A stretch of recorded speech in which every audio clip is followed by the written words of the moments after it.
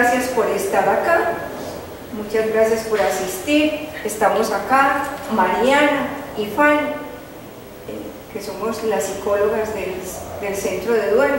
Siempre cuando empezamos yo debo de contar de dónde surge el Centro de Duelo. Me parece importante para que las personas que vienen acá y que son nuestros usuarios o las personas que llegan a acompañar a otras personas que están en duelo se den cuenta y tengan la certeza de que no es un trabajo que empezó la semana pasada, sino que es algo que se ha ido configurando y construyendo a partir de mucho tiempo, o sea, llevamos mucho tiempo. Es un trabajo que comenzó, yo soy docente en la Universidad de Manizales, ella es exalumna mía y pues llevamos, por lo menos en la cátedra de duelo en la universidad, más o menos 12 años y trabajando duelo más de 25 años. De manera que entonces parte de ese proyecto lo traje aquí en el 2012 y es lo que se llama Centro de Aprendizaje e Intervención en Duelo CIAD. Ustedes están acá porque el CIAD está en esta entidad, un trabajo que se hace gratuito para cada uno de los usuarios que están dentro de la empresa, pero que las conferencias pues son además también gratuitas para el que quiera venir, pero el trabajo psicológico a nivel individual y con la familia y las visitas domiciliarias pues sí son pues para quienes son usuarios de la empresa. Hoy vamos a trabajar un tema que es un tema, pues ahí hablaremos de duelo en general, o sea que trabajar esto pues también nos da pistas para otros duelos, pero que tiene una denominación que le genera a las personas algún escozor, y es el duelo en los viejos. Por ahí en un grupo de estudio en el que yo he a veces participado, hace un tiempo, había la discusión si había que hablar de la tercera edad, del adulto mayor, o es que la tercera adolescencia, y yo pienso que no tenemos que ponerle eufemismos a lo que se llama como se llama. Si somos viejos, ya somos viejos, así como al adolescente no se le pone otro nombre, ¿cierto, señor? Doctora, pero es que nadie me ha podido decir a mí a partir de cuándo se le puede decir, se le podría decir a uno viejo, a partir de qué edad. Pues, y cuando me di cuenta yo había pasado por ahí hacía mucho rato. ¿Cuándo? Dígame, a ver. Pues yo estuve preguntando a qué edad se es adulto, a los cuántos años comienza la tercera edad. Yo suponía que era 60 o qué sé yo, pero nadie me sabía decir. Cuando me dijeron que no, que eso era desde los 60 años, yo había pasado por ahí hace mucho tiempo ya. Pues pero ahorita con lo de cómo han evolucionado tantas cosas y como la expectativa de vida, por ejemplo en Colombia de las personas es 75, 80 años, sí. Entonces más bien es que viejo cuando, es decir, los viejos tienen memoria, conducen carro, siguen trabajando muchos, usted va a una universidad, usted ve personas de 75 años todavía trabajando, salgámonos de la universidad, usted va a su barrio, el zapatero trabaja y tiene casi 80 años, el relojero tiene ¿cuántos años? La modista ¿cuántos años tiene? Yo creo que yo diría que la palabra viejo a mí me parece muy bella y que cuando ya dejemos de hacer tantas cosas pues estaremos hablando más bien de otra palabra que diga usted ya no es funcional en este mundo, ¿cierto? En la patria salió un titular estos días que un bus o un motociclista atropelló a un anciano de 64 años. Yo me sentí atropellado. Un anciano de 64 años. Si uno por 64 años está comenzando a vivir, ay, eso está pues era mucha ilusión. No. Y qué tal que uno después de cierta edad se le acaben las ilusiones. Eso es lo que nos mantiene vivos o no, sí. ¿Cierto? Bueno, muchas gracias. Entonces esto se llama así, un encuentro entre el pasado y el presente.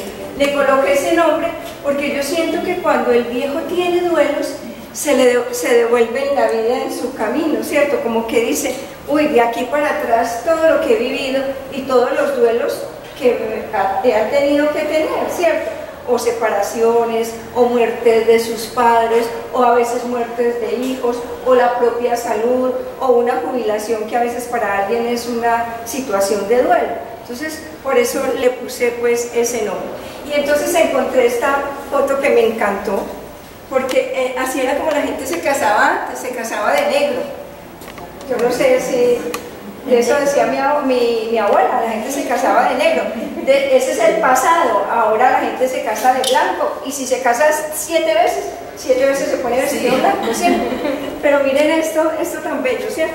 Este es el pasado, y este es el presente. Hoy vemos entonces unos viejos que usted los ve como lindos o no, una mujer hermosa, un hombre hermoso, que seguramente pues tienen sus dolores, pero no se les ve como se les ve en otras épocas, que si la gente a los 45, 50 años ya se encerraba porque ya no había más nada que hacer. El mundo se ha cambiado mucho. Mi abuelo murió anciano a los 62. ¿Cómo le parece? Era un ancianito.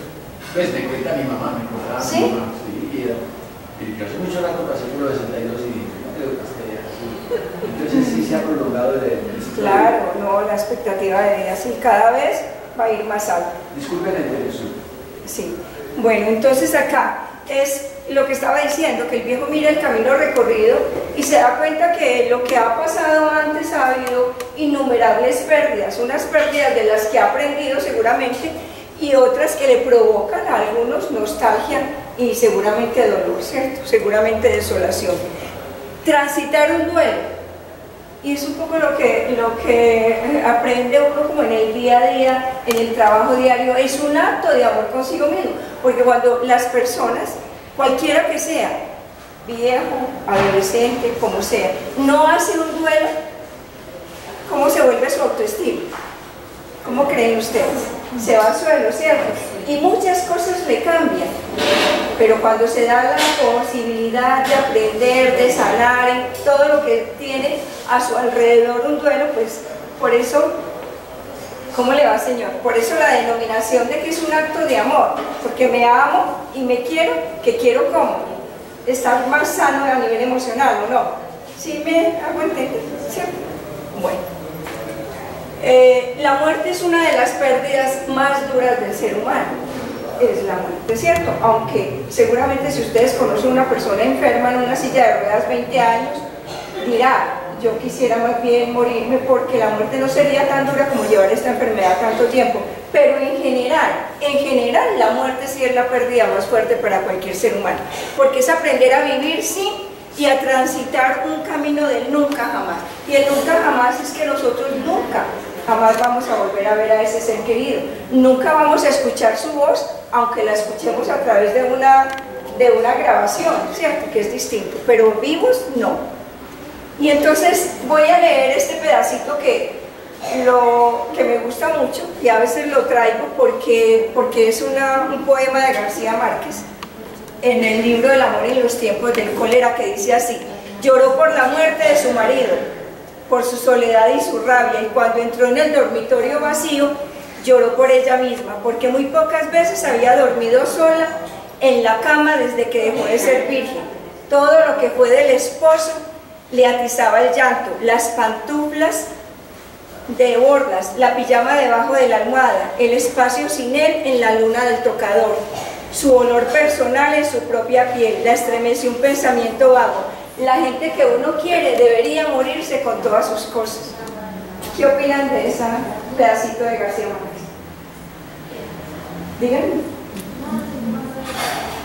¿Qué piensan?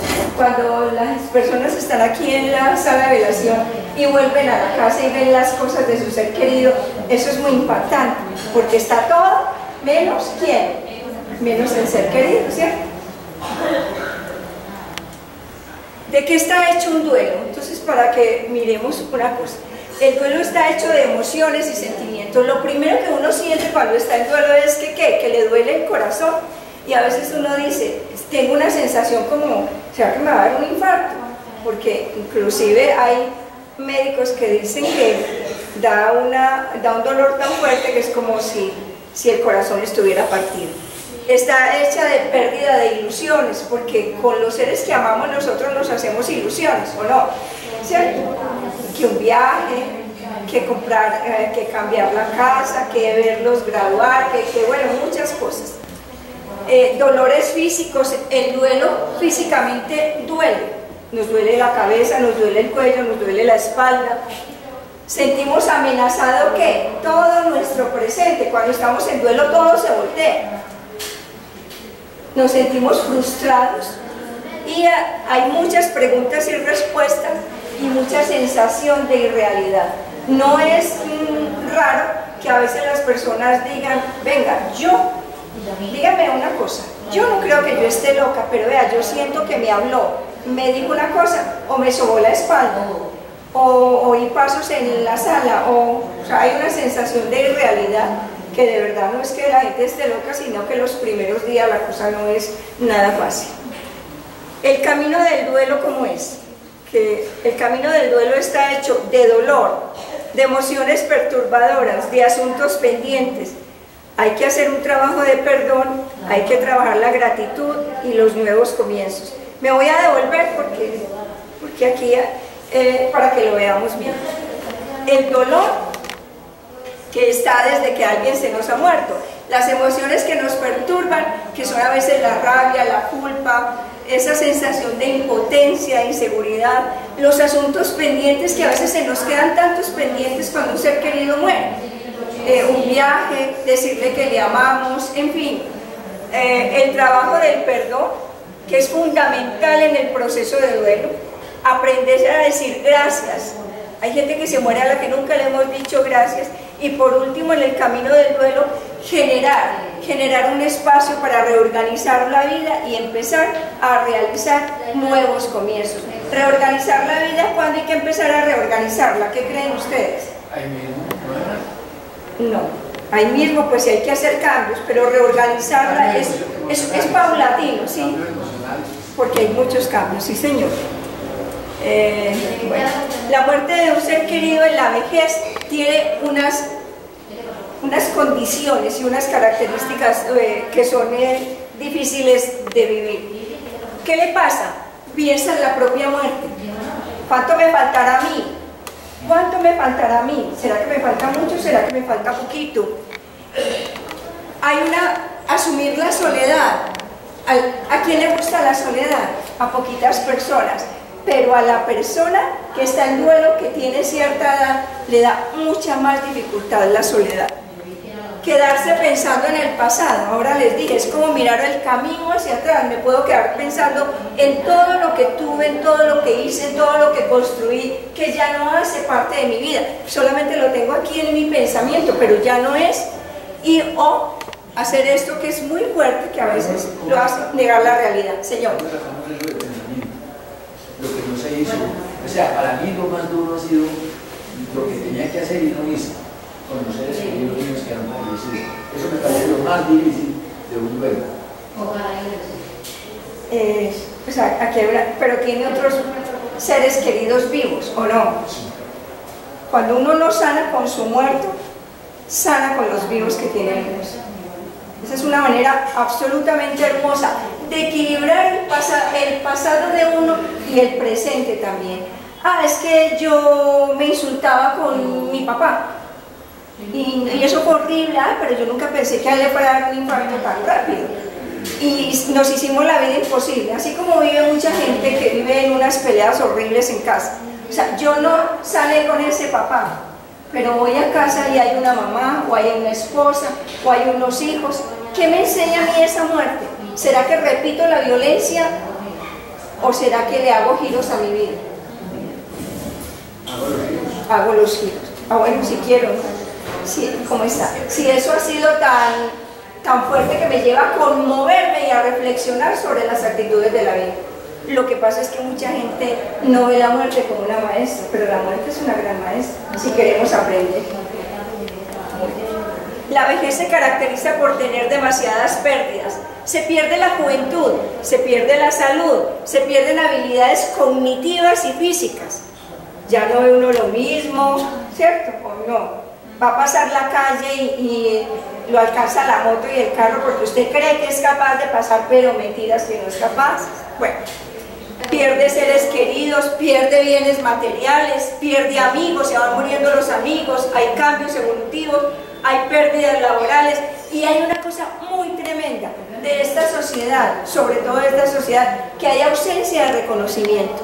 ¿Por qué? Porque el abuelo o la abuela, o la persona que tiene cierta edad, cuando ya no es productivo económicamente, se le deja a un lado. Y es muy duro que nosotros que hablamos tanto de felicidad y de amor, es una sociedad muy maltratadora con las personas, con los viejos. El año pasado en algunas estadísticas decía cómo los hijos matan a los padres, los tiran a rodar por escalas, les niegan la comida, los llevan a un centro de salud, le dicen, papá, espérenme aquí que ya vuelvo y no vuelvo. Y todos los días hay gente que está buscando a los hijos, pero los hijos no aparecen, porque los han abandonado los padres. Eso es una cosa muy fuerte. Y yo creo que todavía los que tenemos cierta responsabilidad de educar y de criar a otros y de generar reflexiones, pues a los adultos no hay que generarles el aislamiento ni la soledad de una manera tan fuerte. Esa es una de las cosas que una sociedad inequitativa, poco justa y poco amorosa hace con sus personas adultas o viejas. La manera como se afronta el duelo por muerte está unido ¿a qué? A factores psicológicos, o sea, cómo ha sido la vida de esa persona en los años de vida, al tipo de muerte, porque no es lo mismo que alguien se muera porque está enfermo, que es doloroso, pero se va viendo el deterioro, a que sea por un accidente, a que sea que a la persona se le suicidó el nieto, eso es fuerte, o un asesinato. El tipo de muerte marca mucho la situación del duelo, o sea, cómo lo vivo yo. Por eso los duelos no todos son iguales, no todos son iguales. Los recursos personales que tenga esa persona, el recurso personal que tenga una buena inteligencia emocional, y la inteligencia emocional tiene que ver con cómo asume su dolor, su rabia, su miedo, que tenga un buen grupo de amigos, por acá más adelante lo digo, la relación y los vínculos también con la persona fallecida. Si era la persona más cercana, digamos que murió fue un nieto, y ese nieto sacaba a pasear al abuelo, lo llevaba al médico, era el que le peinaba las canas, era el que le leía el periódico los domingos, el que sacaba el parqués para jugar con él. Imagínense ustedes esto lo que puede ser para alguien que se quede sin ese ser querido. La manera como se construye el vínculo, porque no todo el mundo es amoroso. Y esos gestos de amor, eso se queda impregnado en el corazón de cualquier persona. O sea que si ese ser querido ya no está, imagínense lo que puede suceder para una persona. La edad, no es lo mismo que se muera alguien a los 80 años que a los 15 o a los 18, ¿sí o no? Díganme. ¿Por qué? ¿Por qué no es lo mismo? Porque el que llega a los 80 años ya vivió, ¿cierto? Así le duele a uno mucho, uno dice, bueno, bien o mal, esta persona ya hizo su vida, ¿cierto? Bueno, los asuntos pendientes que se tengan con la persona fallecida y consigo mismo, porque los asuntos pendientes no son solamente de aquí para allá, sino de allá para acá. Uno dice, yo hubiera querido que mi papá me dijera que me ama. O sea, los asuntos pendientes no solamente lo que yo tengo, sino lo que hubiéramos querido recibir de las otras personas. La capacidad emocional para resignificar la muerte. En un libro de esta semana, en el libro un libro que acaba de sacar Elsa Lucía Arango, la médica manizaleña que vive en Bogotá, dice en un pedacito, porque la gente le echa mucho la culpa a Dios, y dice ahí de una manera muy clara que siempre le echamos la culpa a Dios como si Dios tuviera la responsabilidad de mantener a la gente con vida o de cuidarla siempre. Eso no es así, porque todos, gústenos o no nos guste la manera como llega la muerte, todos nos vamos a morir. Entonces, como no la aceptamos, decimos Dios es malo, no está aquí, Dios no cuidó, Dios no hizo, Dios. Y bueno, no es que la gente cuando está con dolor y con rabia dice muchas cosas, pero hay que ser cuidadoso también con esas afirmaciones. El libro de San María está disponible en las librerías. En San Lucía tiene 2 libros que se consiguen.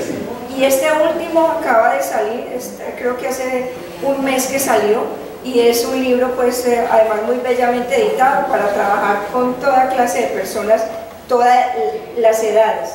Está cortico y muy sencillo de leer. Está en, ¿dónde lo compré? En Panamericana. En Panamericana. Sí. Los valores que tenga esa persona, las creencias y los ideales que tenga. Todo eso, si usted se pone a hacer una lista y a darse cuenta qué es cada una de ellas, ver la importancia de lo que cada ser humano va construyendo a lo largo de la vida. El duelo es eso, la construcción. Hacer un duelo es qué he construido y de eso que he construido, qué me sirve. ¿Qué factores inciden en el duelo? La salud mental que tenga. Y entonces ustedes me dirán, pero bueno, si la salud mental de los colombianos es una de las más pobres del mundo, ¿Eso se dice, doctora? Sí, eso está en las estadísticas. Está en las estadísticas. ¿Por qué? Porque este es un país donde se bebe mucho. Y eso es un indicador tremendo de poca salud mental. El índice de suicidios es otro indicador de pobre salud mental. El índice de diagnóstico de depresión. ¿Cuál es el otro diagnóstico? Trastorno bipolar. Ese es otro diagnóstico fuerte.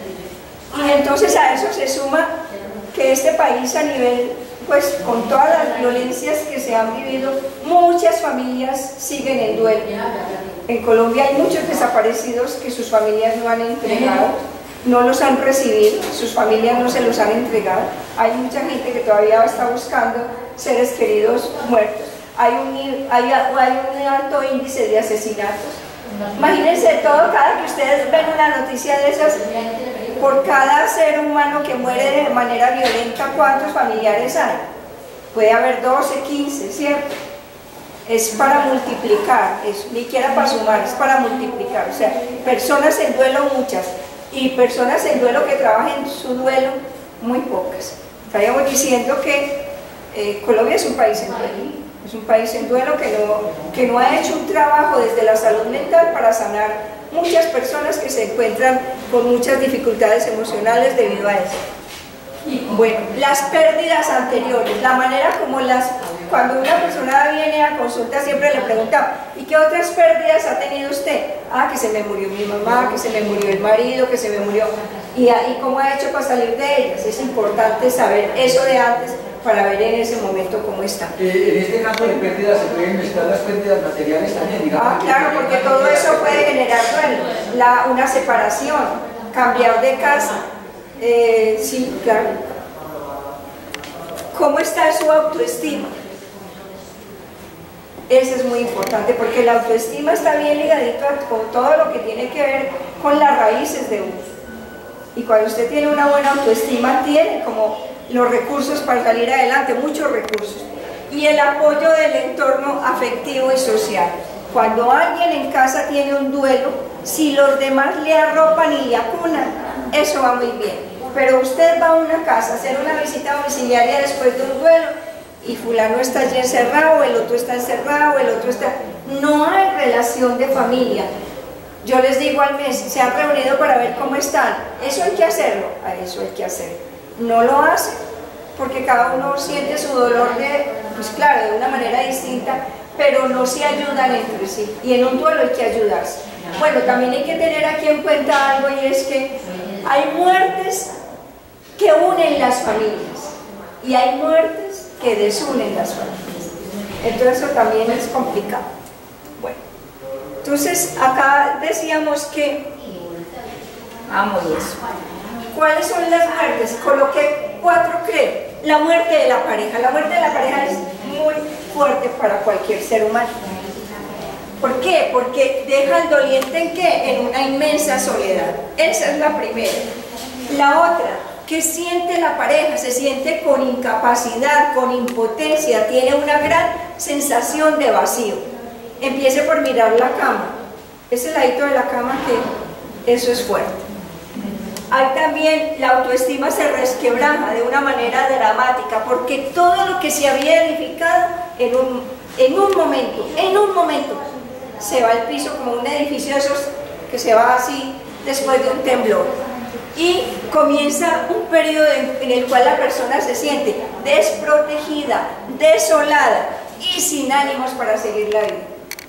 Hay unos estudios que conozco de la Universidad Manuela Beltrán en Bogotá, donde dice que el primer año de viudez, muchas mujeres u hombres empiezan a presentar síntomas físicos de enfermedad cuando no han recibido un apoyo en una situación de duelo. Entonces hay que ponerse mucho cuidado, muchísimo cuidado, porque es que la soledad implica muchas cosas para un doliente. Bueno, la muerte de los hijos. La muerte de los hijos es una situación desgarradora para cualquier persona. Desgarradora, ¿por qué? Porque, como me decía una mamá, es como si me hubieran quitado algo de aquí de adentro, ¿cierto? Desgarradora, es una sensación de despojo lo que alguien siente, sea pequeñito, sea grande. Aquí no hablamos de la edad, porque hay gente que dice, pero usted apenas le murió a los 2 años. Pero sea 1 año, 2 años, no minimizamos el dolor de nadie, ¿cierto? Lo otro es que a veces cuando se mueren los hijos la gente se encierra mucho, y se encierra porque no quiere salir a ver que otras parejas sí tienen a sus hijos vivos, ¿cierto? Bueno, hay mucho dolor y mucha rabia, y la sensación de despojo emocional es grande. La muerte de otros familiares, ¿qué implica? Hay personas, no sé si ustedes conocen, yo he conocido aquí personas que ya no tienen a ningún familiar. Eso es muy fuerte, ¿cierto? Dice, porque lo que me toca a mí, fíjense que si ustedes, seguramente que si ustedes tienen una situación bien difícil a nivel emocional, pueden coger el teléfono y llamar y pedirle la ayuda, pero hay personas que ya no tienen a nada, porque ya ha habido muchas pérdidas. Antes de este punto no estaría la muerte, primero la muerte de la pareja, segundo la muerte de los hijos, antes de este punto no estaría la muerte de los hermanos, o eso está incluido dentro de los familiares. La puse así a los familiares en general, ¿cierto? No, anoche que la acabo de escribir no coloqué los hermanos, no porque no sean importantes, porque hay hermanos con los que se teje una relación muy maravillosa, sino porque lo puse como en lo global, ¿cierto? La familia, ahí por eso digo, la familia es el origen. Cuando alguien nos falta, imagínense como el árbol donde está el papá, la mamá y los hijos, cuando alguien falta, que son de las personas cercanas, pues nos sentimos absolutamente desprotegidos. Si usted tiene otros hermanos, si se muere su madre o su padre, o ya no tiene papá y mamá, si se mueren sus primos y son los más queridos y con quien usted tiene una gran relación de afecto, bueno, todo eso genera mucho dolor. ¿Por qué? Porque hay familias que arropan y acunan, hay familias que son muy, ¿cierto?, que protegen muchísimo, que se sienten que hay el cariño, la calidez, el afecto, el cuidado por el otro. Hay familias donde eso no se ve. Y está también la muerte de los amigos. No sé si aquí a quien se le haya muerto un amigo, pero eso es muy fuerte. Y además las personas de cierta edad empiezan a decir, ya no tengo con quién ir a jugar billar. ¿Ustedes tienen amigos, amigas o no? Fíjense, quedarse solo, sin tener a quién acudir, porque una cosa es la familia y otra cosa contar con los amigos que son seres muy queridos. Y la muerte de sí mismo,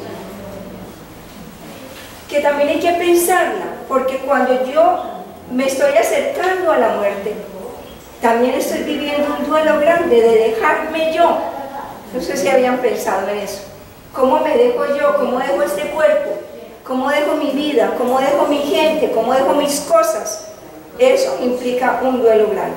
A veces cuando hay alguien que está muriendo, lo que le ponen cuidado, el grupo interdisciplinario o la familia, es a lo de la enfermedad, pero no a todo lo que piensa de dejar él su propia vida.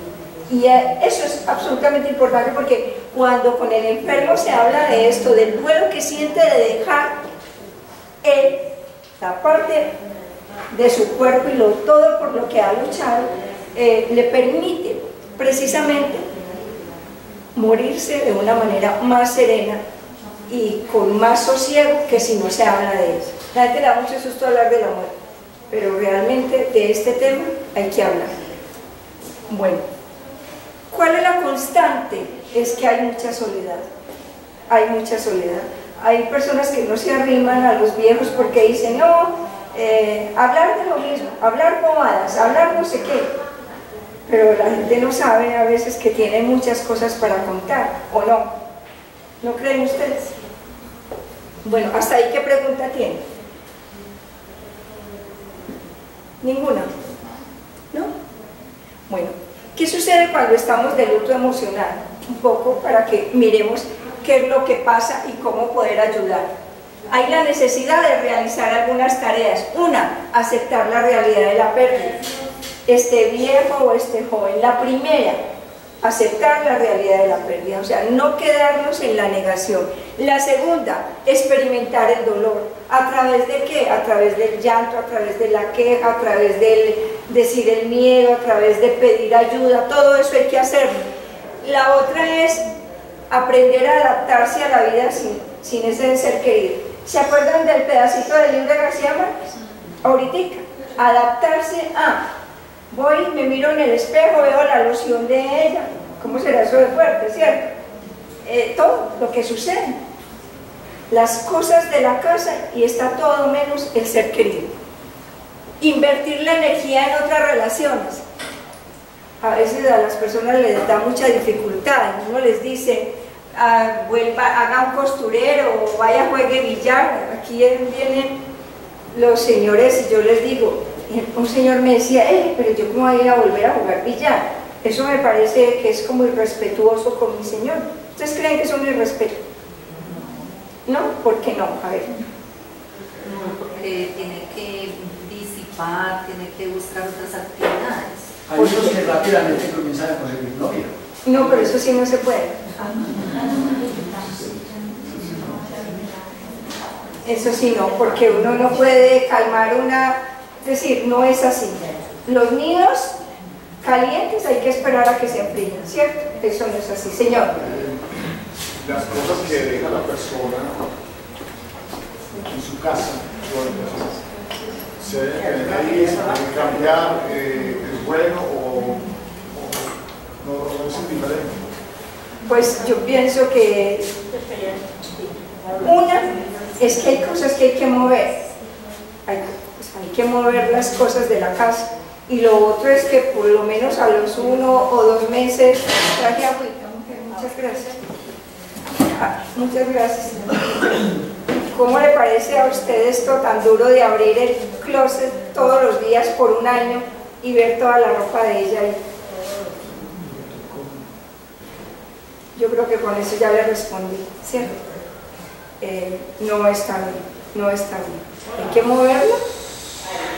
Yo le hago una pregunta. Sí, señora, con mucho gusto. Sino pues que yo tengo una hermana, mi mamá murió va para 4 años, ahora en octubre, y ella conserva todo y ella es así, ella no quiere ir a nada, que ni a una comida, nada, que porque cómo va a ir ella a disfrutar viendo que mi mamá no puede estar y ella no quiere salir de ahí, no quiere. Y imagínate, ya va para 4 años. Ya se quedó, ¿cierto? Ya viviendo.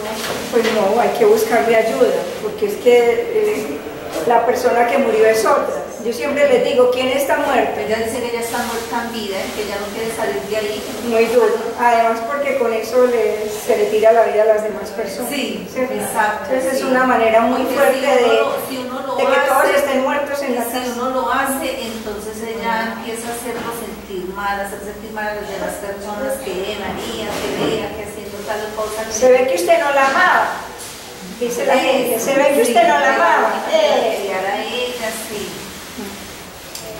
Bueno, yo le invito a que lean sobre duelo, ¿cierto? A que lean, a que lleven lecturas, a que hagan en casa con ella, a hacer otros cambios, porque pues imagínense 4 años sin vivir. 4 años y no quiere, y todavía uno le habla y ya no le entra. Pero no le han buscado ayuda tampoco. Tampoco quiere, le dice que no quiere y no quiere.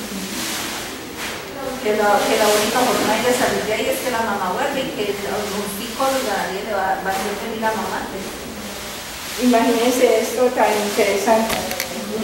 Negarnos la muerte. Es que ninguno vamos a vivir eternamente. Y eso es algo que los seres humanos no podemos desechar. Cuando uno se queda ahí pensando que tiene que volver, sabiendo que es una irrealidad. ¿Quién ha vuelto? A ella porque se le ha dado así, porque vivían las dos solas. Entonces dice, claro, como ustedes siguen con sus familias en las casas, pero es que ella vivía conmigo, yo fui la que me quedé sola.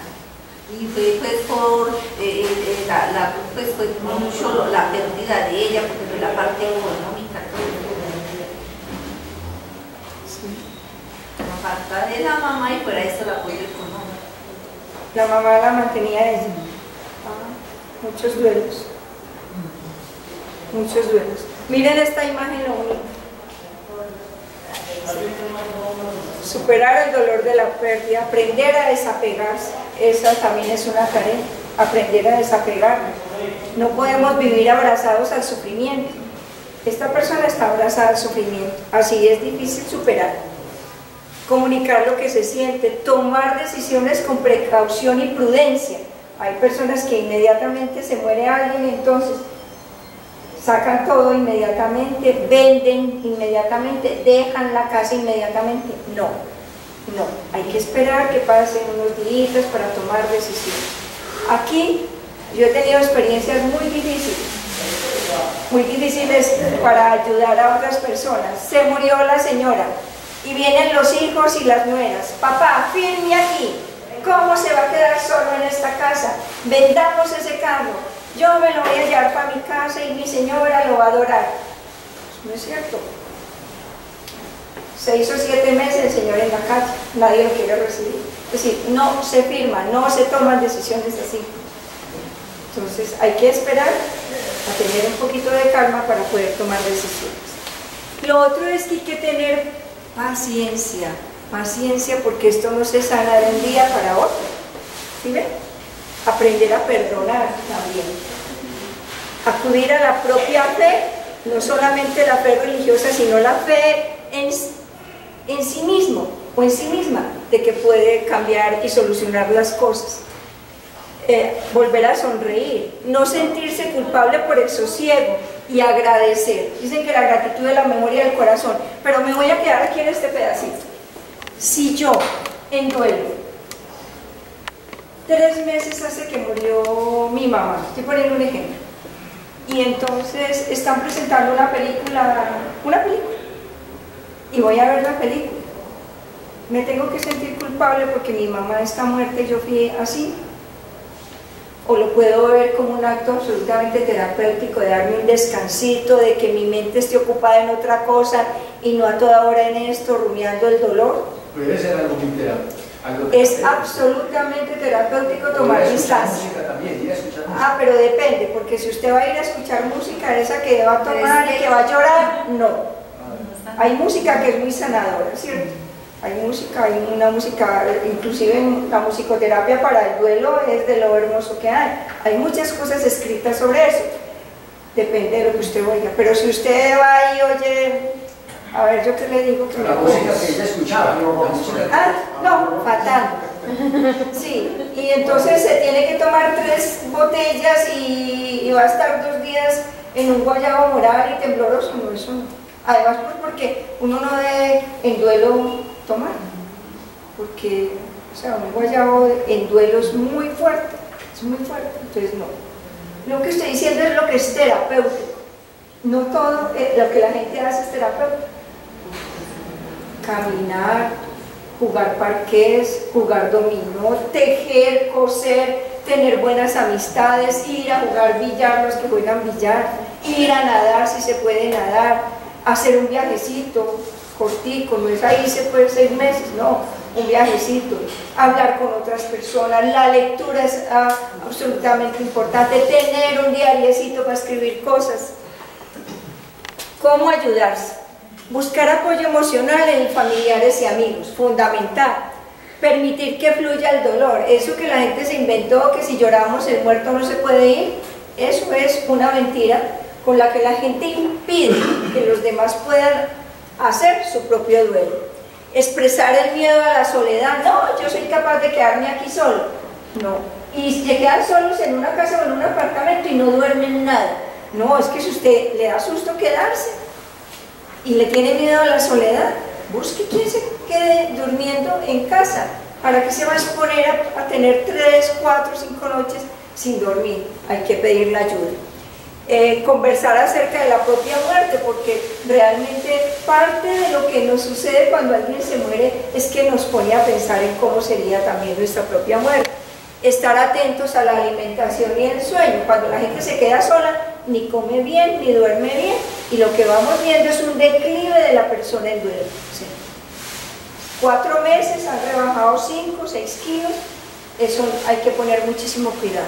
Y no dormir, pues que no dormir bien es parte del alimento, no solamente físico, sino emocional y mental del ser humano. Hay que dormir bien, tener momentos de descanso y lo que estaba diciendo, desconexión de lo inmediato. Usted se va a un buen cine, se desconecta. Y esas 2 horas de desconexión son terapéuticos para usted. Ahora, irse pues a una película donde maten a 10 y usted salga con los cleaners, yo no estoy hablando de eso. Vaya a ver ahora que están en la de Chaplin, a reírse, algo que lo destensione un poco, que le hagan un buen masaje, ir a termales, bueno, todo eso es rico. Recordar y agradecer los momentos compartidos. La gente dice, no, ¿cómo vamos a hacer la natilla si eso era lo que le gustaba? No, eso me recuerda. Y yo siempre les digo, con natilla o natilla usted está recordando a su ser querido. Las tradiciones hay que seguirlas o no se pueden cortar. Si pudiéramos hacer eso tan fácil, no tuviéramos las tradiciones que tenemos, ¿cierto? Si cada familia en duelo dijera, este año no hacemos Navidad porque murió el abuelo o la abuela o qué sé yo, ¿cierto? Bueno, y ahorita les voy a leer un cuento, pero para que reflexionen pues mucho. Hasta ahí, ¿qué hay para hacer? Para preguntar. Estas son las tareas para sentirse mejor. ¿Qué preguntar? Hay una cosa, doctora. Por ejemplo, bueno, sí uno trata de realizar otras actividades, pero es que resulta que por donde quiera que uno va, por ahí andaba con... Así es. Pues, eso da tristeza. Sí, pues por donde se iría de ciudad, no se puede ir de ciudad, ¿cierto? Ese es parte del duelo. Ahorita yo les decía, lo cotidiano, ver que lo cotidiano es su mundo real hoy, y que en ese cotidiano de su mundo real hoy, ese ser querido no está. Estuvo y ya no está. ¿Para qué? Ahorita hablamos, los recursos con que usted se va adaptando a esa nueva realidad. Le tiene que poner voluntad a esto, porque es que uno de un duelo se puede enfermar. Hace muchos años la gente decía que se morían de pena moral. Hoy se le llama depresión o se le llama, o tendrá otras formas de denominar la enfermedad, pero yo pienso que no tendríamos que llegar a eso. A principios del siglo XX quizás no se sabía tanto del duelo como ahora. Yo creo que si ya sabemos, si hay ayuda, pues hay que echarles mano, ¿no? Hay que leer.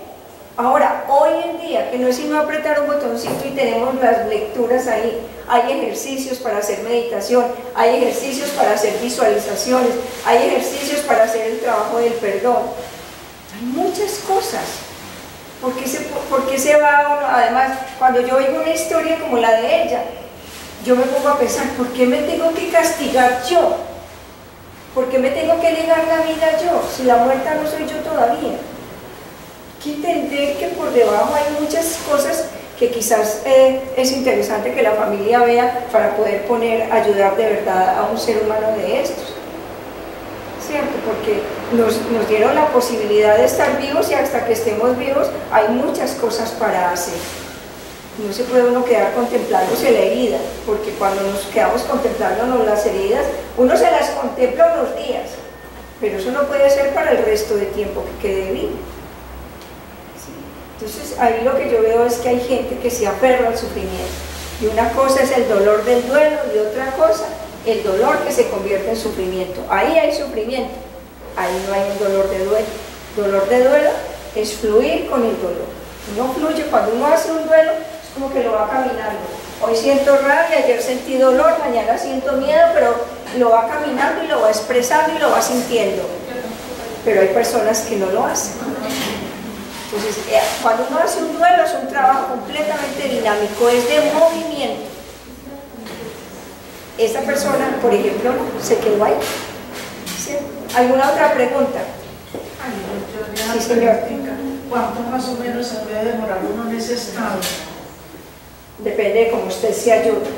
No hay una manera de decirlo, ¿cierto? No hay un límite definido. Hay personas que jamás hacen un duelo. Y hay otras que ponen toda su voluntad en sanarse.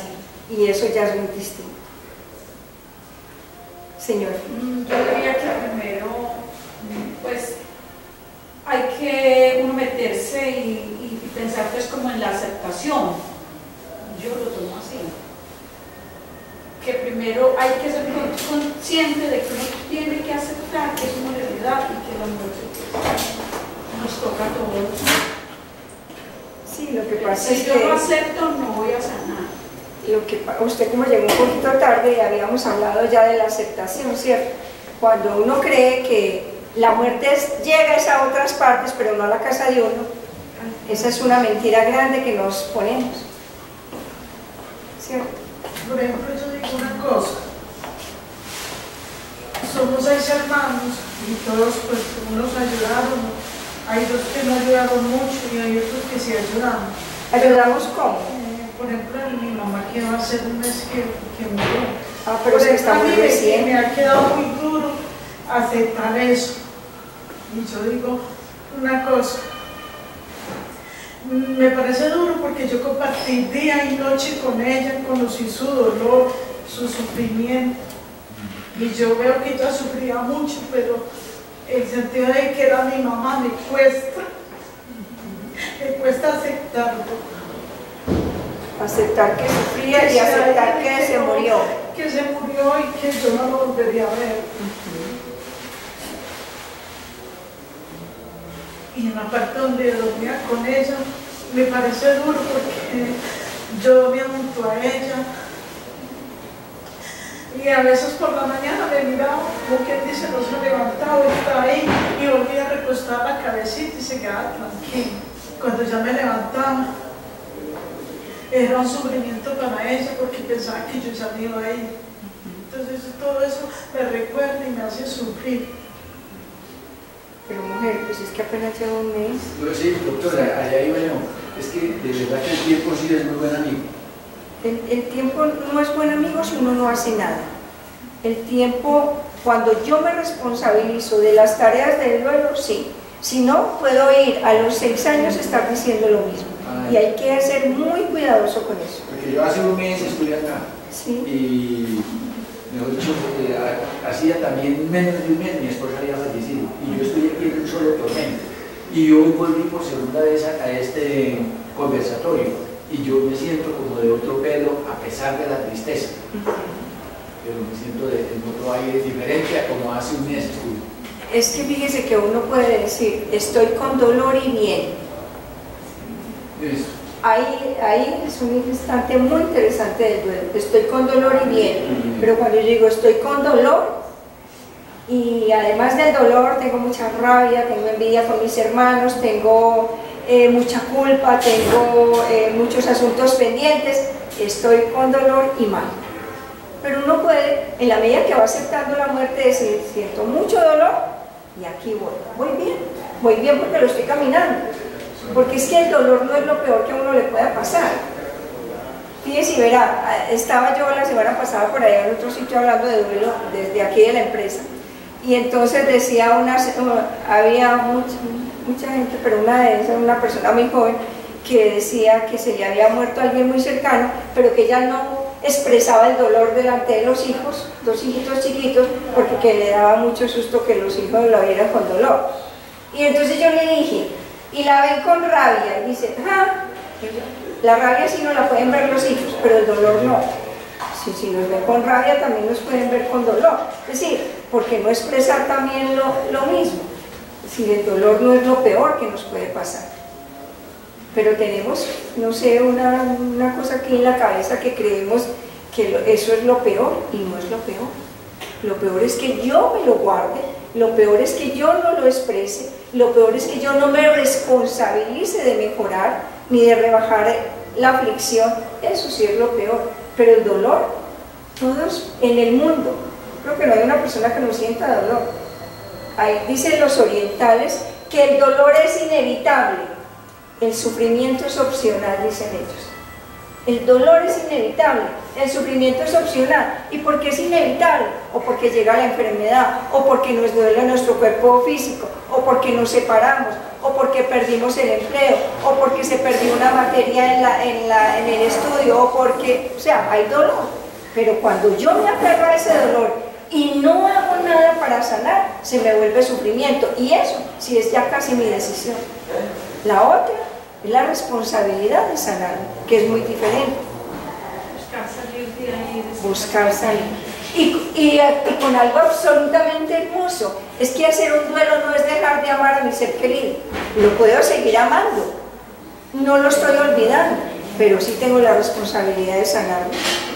Esa es la tarea.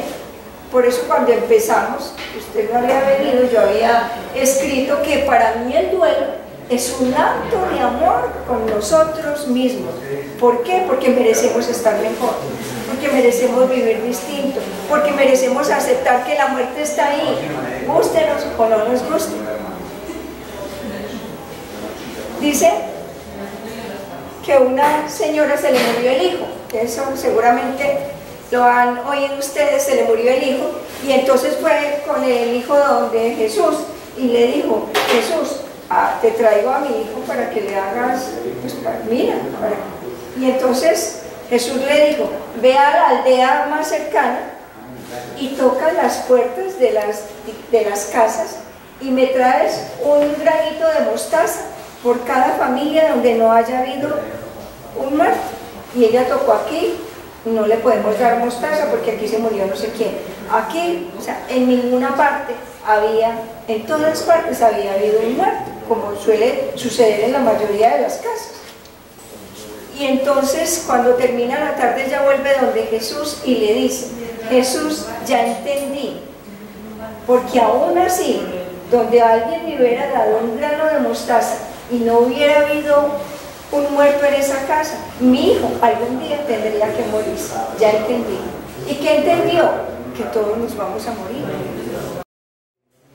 Y a veces no queremos, no entendemos, nos aferramos, y también nos aferramos porque nos da dificultad hacer nuestra propia vida. Hay que hacer nuestras propias vidas. A veces hay gente que no hace su propia vida, sino que vive en relación con los otros, que sucede mucho en las relaciones de pareja. ¿Sí? ¿Alguna pregunta más? ¿No? Entonces les voy a leer un cuentico. Este cuentico se llama El inventario de las cosas perdidas. Y dice así, de un abuelo, dice: aquel día mi abuelo estaba distinto, tenía la mirada un poco distinta en la distancia, casi ausente. Me aproximé y le dije: buenos días, abuelo, y él extendió la mano en silencio. Me senté junto a su sillón y después de unos instantes un tanto misteriosos exclamó: hoy es día de inventario, hijo. ¿Inventario?, pregunté sorprendido. Sí, el inventario de tantas cosas perdidas. Siempre quise hacer muchas cosas y luego nunca las hice por no tener la voluntad suficiente para sobreponerme a mi pereza. Recuerdo a aquella chica que amé en silencio durante 4 años, hasta que un día se marchó del pueblo sin yo saberlo. También estuve a punto de estudiar ingeniería, pero no me atreví.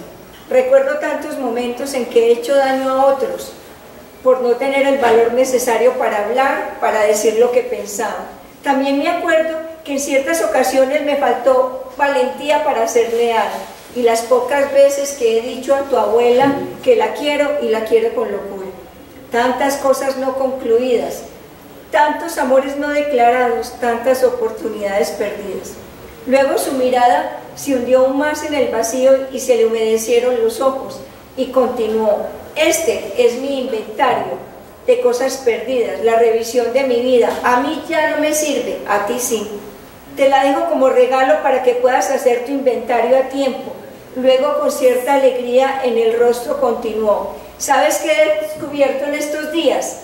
¿Sabes cuál es el pecado más grave en la vida de un hombre? Le pregunté. La pregunta me sorprendió y solo atiné a decir con inseguridad: no lo había pensado. Supongo que matar a otros seres humanos, odiar al prójimo y desearle el mal. Me miró con afecto y me dijo: pienso que el pecado más grave en la vida de un ser humano es el pecado por omisión, y lo más doloroso es descubrir las cosas perdidas sin tener tiempo para encontrarlas y recuperarlas. Mi abuelo murió a los pocos días. Después del entierro regresé a casa para hacer con calma mi propio inventario de las cosas perdidas, de las cosas no dichas, del afecto no manifestado, y empezar a ponerle remedio. ¿Qué opinan de la historia?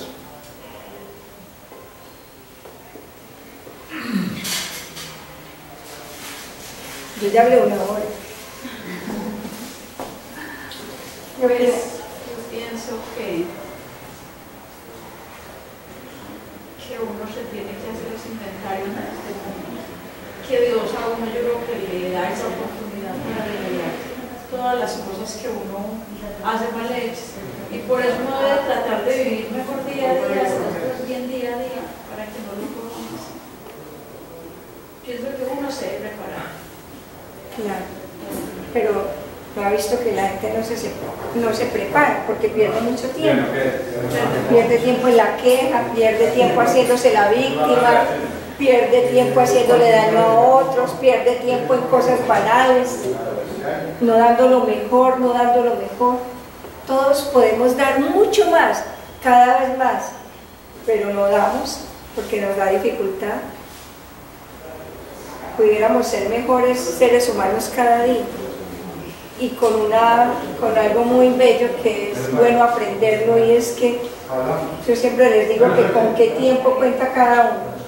¿Con cuánto tiempo? ¿Con cuánto tiempo cuenta usted? Que no dejes para mañana lo que puedas hacer hoy.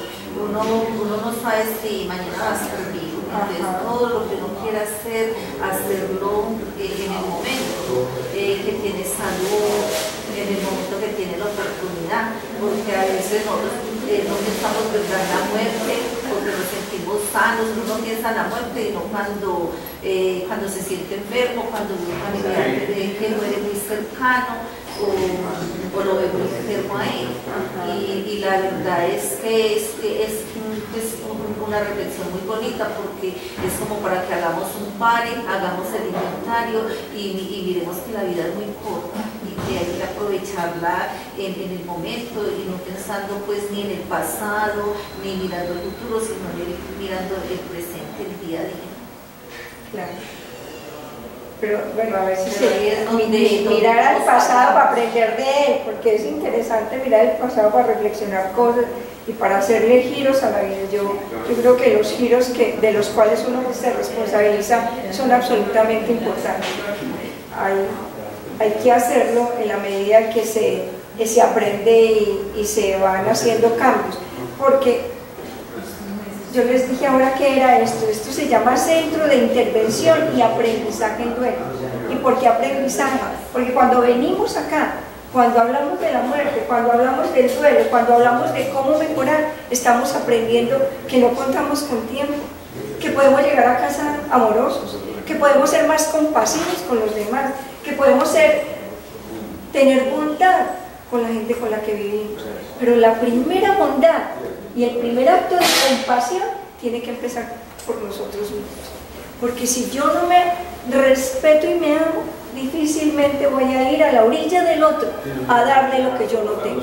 Yo doy cuando tengo, cuando cultivo, cuando he hecho cosas por mí, cuando sé que puedo hablar y hablar con bondad ante los demás, cuando puedo decirles que pueden mejorar, cuando puedo decirles que tengan fe que de esta situación poco a poco van a ir saliendo cuando se responsabilicen. Pero si no lo hago, pero si no abrazo, pero si no arropo, pero si no cuido, pero si yo tampoco me cuido, pues esto no va a ser lo mismo.